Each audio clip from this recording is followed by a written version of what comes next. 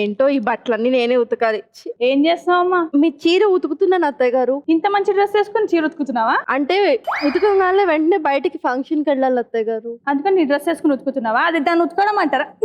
ఉతకమంటారా అనే నీ మొక్కం.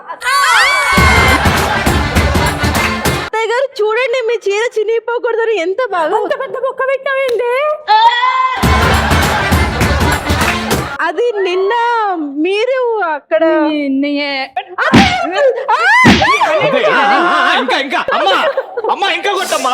నీకేమన్నా కొప్పండి, నువ్వు కొట్టు కొడుకు వెళ్ళు. కొడుతుందమ్మా అది నేను పెట్టింది కాదు, మీ కొడుకు నీకు బాసలు తోమడం రాదు, బట్టలు ఉతకడం రాదు, నా కొడుకుని మంచిగా సారీ నా కొడుకుని మంచిగా చూసుకోవడం రాదు. ఏది ఎడిపోయి నన్ను కొట్టారు. కొట్టారు అంతే కదా, తనలేదు కదా అమ్మా తన్ను.